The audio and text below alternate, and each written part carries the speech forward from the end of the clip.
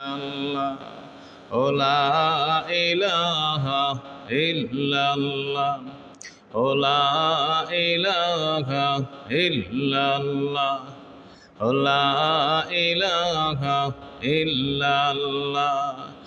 আমরার মনের বেদনা বুঝাইলে কেউ বুঝে না, শোনাইলে কেউ শোনে না, শোনেন শাহে মদিনা।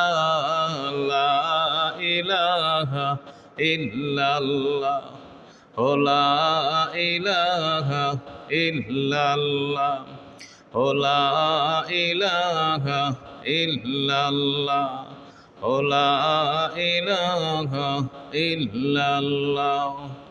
লা ইলাহা ইল্লাল্লাহু মুহাম্মাদুর রাসূলুল্লাহ সাল্লাল্লাহু আলাইহি ওয়াসাল্লাম। আউযু বিল্লাহি মিনাশ শাইতানির রাজীম।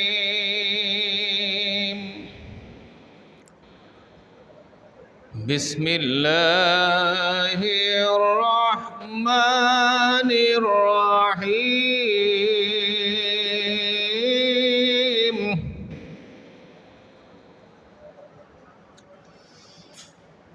ওয়ালা তাকুলু লিমান ইউকতালু ফি সাবিলিল্লাহি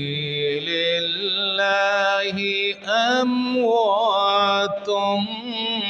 বাল আহইয়াউ ওয়ালাকিন লা তাশউরুন।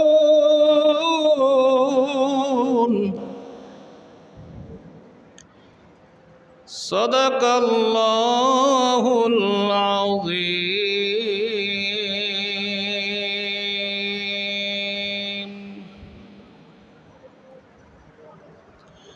প্রিয় হাজিরিন, আজকে পবিত্র জুমার দিন, মুহররম মাস, সুখার্তের মাস। সবাই জানেন এই মাসে নবীজির নাতি ইমাম হুসাইন রাদিয়াল্লাহু তাআলা আনহু কারবালার জমিনে শহীদ হয়েছেন।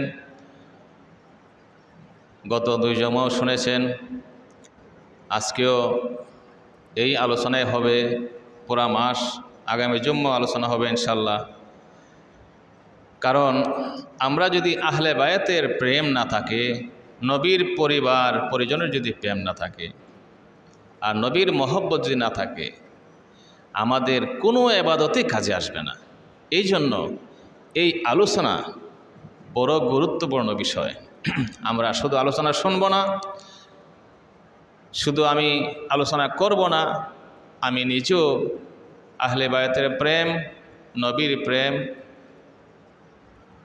লালন করার চেষ্টা করব। আপনারাও করবেন। আল্লাহ যেন তৌফিক দান করেন। সময় কম, আমি সরাসরি আলোচনায় চলে যাচ্ছি। ইমাম হাসান হুসাইন রাদিয়াল্লাহু তাআলা আনহুমা যখন শৈশব অবস্থায় ছিলেন, শৈশব অবস্থায় থাকার সময় ঈদের দিনে মার কাছে জামাত চাইলেন।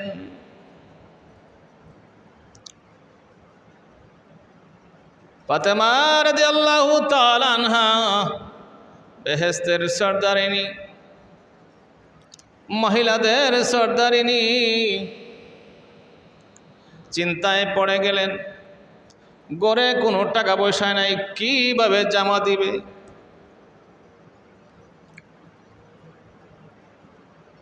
চিন্তায় পড়ে গেলেন আর ভাবতে লাগলেন, কিভাবে আমার সন্তানদের জামা দেওয়ার ব্যবস্থা করব। চিন্তা করতে করতে 2 রাকাত নামাজ আদায় করলেন। 2 রাকাত নামাজ আদায় করে প্রভুর দরবারে দোয়া করলেন, প্রভু গো, আমার তো জামা কাপড় কিনে দেওয়ার কোনো ব্যবস্থা নাই, আল্লাহ তোমার কুদরতনে সাহায্য করো, আমার দুই ছেলের জামার ব্যবস্থা করে দাও। মা জননী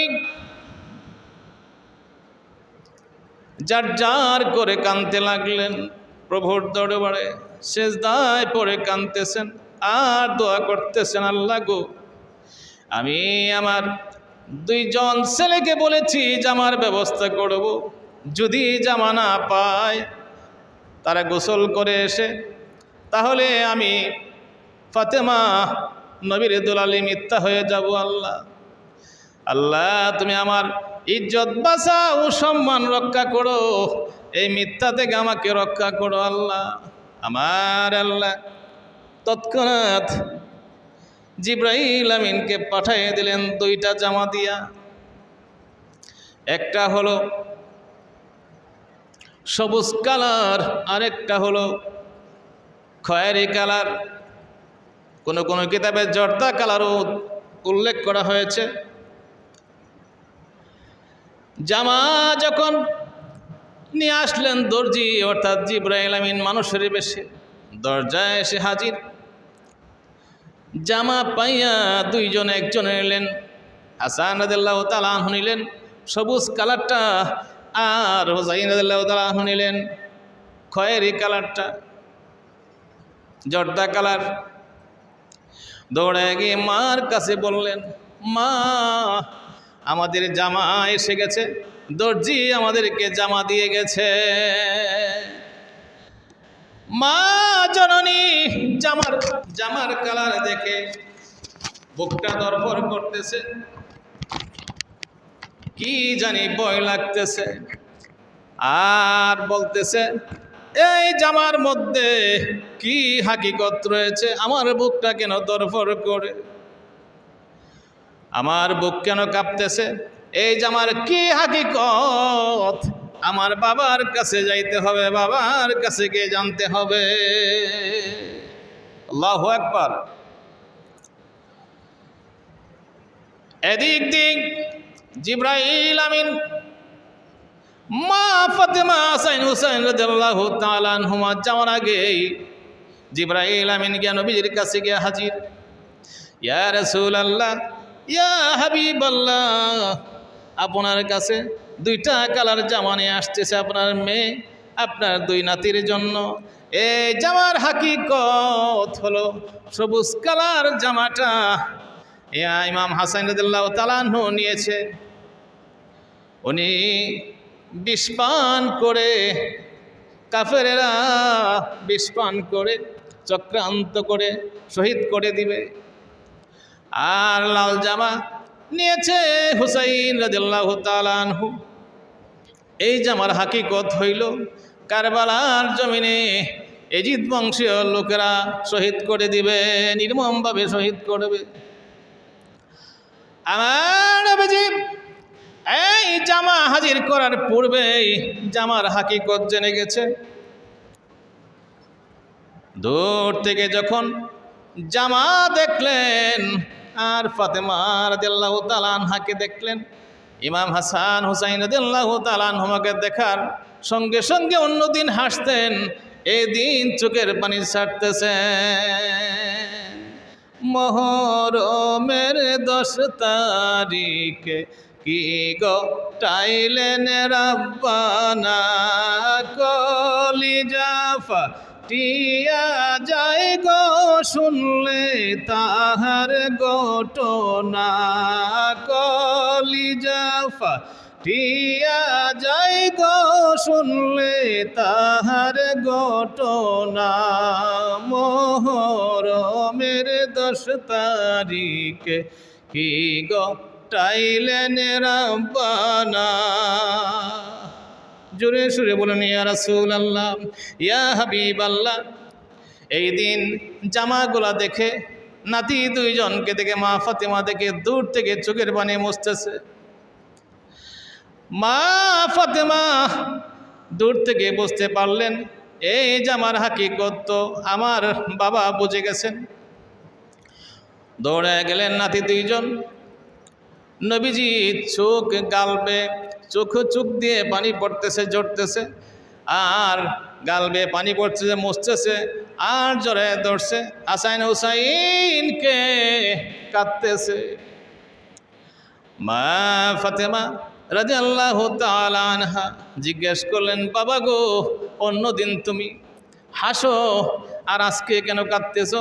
এই জামার হাকিকত কি বাবা আমাকে বলো।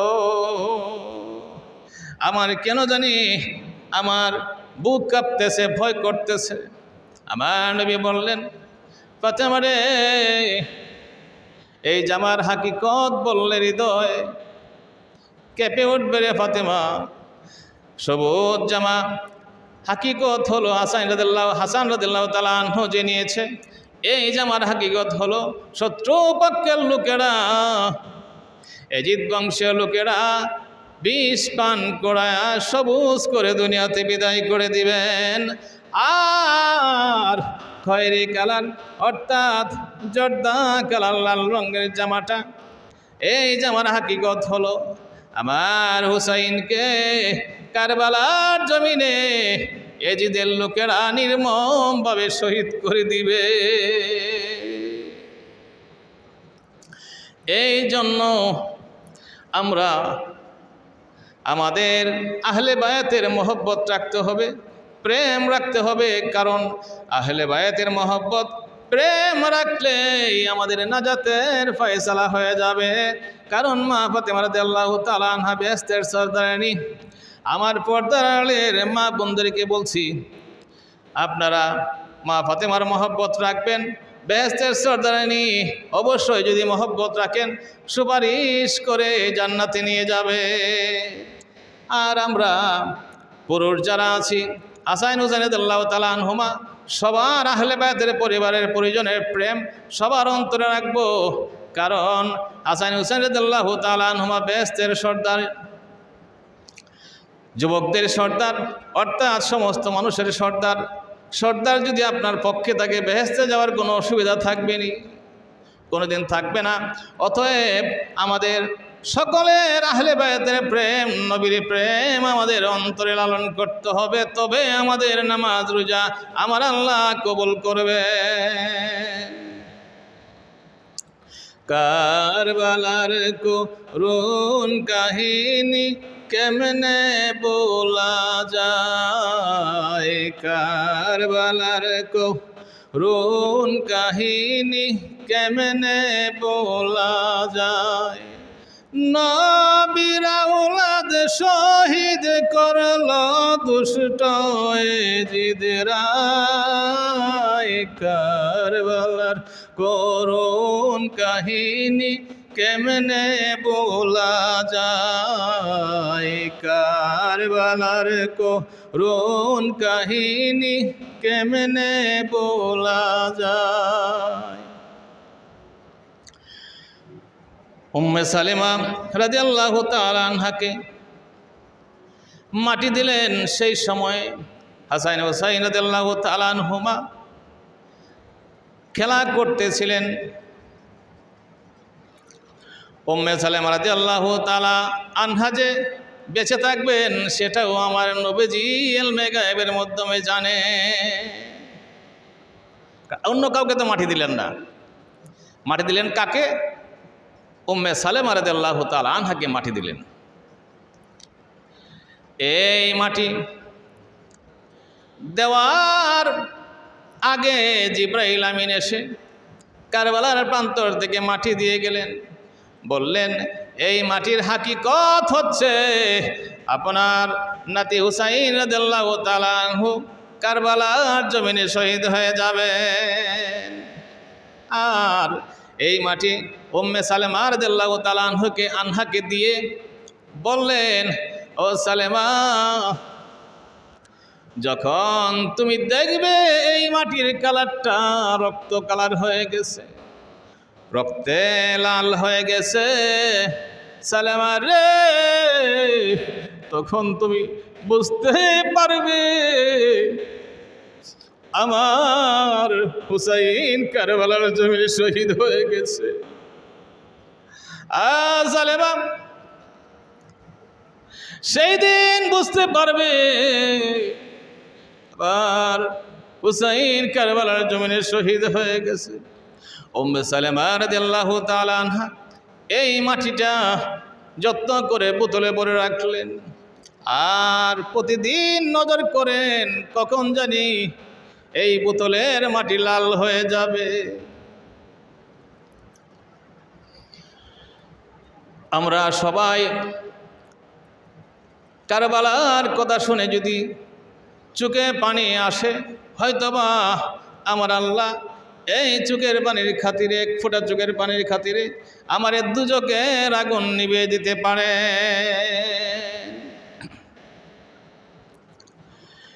এই মাটিগুলা যত্ন করে উম্মে সালেমা রেখে দিলেন। অতএব আমরা সেই কারবালার ঘটনাকে শুনে চোখের পানি, কোনো মুমিন মানুষ চোখের পানি ধরে রাখতে পারে না। আর এই দিক দিয়ে হুসাইন রাদিয়াল্লাহু তাআলা আনহুর কাছে চিঠি আসতে থাকে। চিঠির পর যখন বড় হয়ে গেছে, চিঠির পরে চিঠি আসতে থাকে কুফায় যাওয়ার জন্য। কারণ কুফার গভর্নর তখন ছিলেন নুমান বিন বাশির। নুমান বিন বাশিরের মধ্যে আহলে বায়াতের প্রেম ছিল। তখন পরামর্শ সভা ডাকলো। পরামর্শ সভার মধ্যে সিদ্ধান্ত হলো যে মুসলিম বিন আকিলকে কুফায় পাঠায় দে। কুফার অবস্থা কি? মুসলিম বিন আকিল হলেন হুসাইন রাদিয়াল্লাহু তাআলা আনহুর চাচাতো ভাই। কুফায় পাঠায় দেয়। পরামর্শক্রমে মুসলিম বিন আকিলকে কুফায় পাঠায় দিছে। মুসলিম বিন আকিলের সঙ্গে তার দুই ছেলে মুহাম্মদ এবং ইব্রাহিমকে নিয়ে গেছে। দুই ছেলেকে কোথায় রাখবে? ছোট বালক বাচ্চা মানুষ দুইজনকে, আনুমানিক 10 থেকে 12 বছরের বাচ্চা, দুইজনকে সঙ্গে করে নিয়ে গেছে।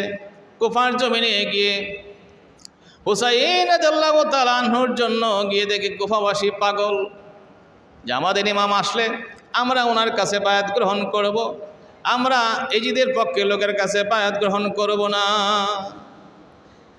তারা পর্যায়ক্রমে প্রায় একাধিকবারে 18,000 কুফাবাসী ইমাম হুসাইন রাদিয়াল্লাহু তাআলা আনহুর পক্ষে বায়াত গ্রহণ করলেন। বায়াত গ্রহণ করার পরে যখন দেখল কুফার অবস্থা ভালো, তখন ইমাম হুসাইন রাদিয়াল্লাহু তাআলা আনহুকে বললেন, খবর পাঠাইলেন যে ভাইজান কুফার অবস্থা ভালো, আপনার জন্য কুফাবাসী পাগল, আপনি রওনা দিতে পারেন। In the mean time Hussain রাদিয়াল্লাহু তাআলা আনহু কাছে প্রায় চিঠি এসে গেল কুফাবাসীর পক্ষ থেকে 150, কোনো কোনো বর্ণনা আছে কয়েক হাজার, কোনো কোনো বর্ণনা আছে 40,000। অনেক চিঠি আসার পরে যখন মুসলিম বিন আকিল খবর পাঠাইলেন, খবর পাঠানোর পরে সিদ্ধান্ত নিলেন যে কুফায় যাবে। কুফায় রওনা হয়ে গেছে। এই দিক দিয়ে কুফাবাসী অবস্থা ভালো জেনে রওনা করে দিলেন। আর এজিদ জানতে পারলেন গুপ্তচরের মাধ্যমে যে কুফার লোকেরা হুসাইন রাদিয়াল্লাহু তাআলা আনহুর পক্ষে মুসলিম বিন আকিলের কাছে বায়াত গ্রহণ করা শুরু করছে। তখন সিদ্ধান্ত নিলেন যে নুমান বিন বাশিরকে বরখাস্ত করা হবে, কুফার গভর্নরকে, কারণ সে প্রতিবাদ জোরালো প্রতিবাদ করতেছে না। নুমান বিন বাশির বলেন, আমার কাছে যদি কেউ যুদ্ধ করতে না আসে আমি তাদের সঙ্গে যুদ্ধ করব না, অর্থাৎ আমার সঙ্গে যদি কেউ লাগতে না আসে আমি তাদের পক্ষে লাগবো না, তাদের বিরুদ্ধে লাগবো না, অর্থাৎ তাদেরকে আমি কষ্ট দেব না। একটু আহলে বায়াতের প্রতি নরম মহব্বত আছে, এই কথা গুপ্তচরের মাধ্যমে এজিদ জানতে পারল। পরবর্তীতে সিদ্ধান্ত নিল নুমান বিন বাশিরকে কুফার গভর্নর থেকে সরায়া দেওয়া হবে। সরায়া দিয়া বসরার গভর্নর জালিম কুখ্যাত, এই কুখ্যাত ইবনে জিয়াদ, উবাইদুল্লাহ ইবনে জিয়াদকে পাঠাবে। সিদ্ধান্ত মোতাবেক ওবায়দুল্লাহ ইবনে জিয়াদকে কুফার মধ্যে 500 অশ্বারোহী দিয়ে পাঠাইয়া দিলেন। আস্তে আস্তে যখন কাদিসিয়ার মধ্যে যখন আসলেন, তখন কি করলেন? কালো পাগড়ি অর্থাৎ হুসাইন রাদিয়াল্লাহু তাআলা আনহুর বেশ ধরলেন ইবনে জিয়াদ, মতান্তরে ওবায়দুল্লাহ ইবনে জিয়াদ।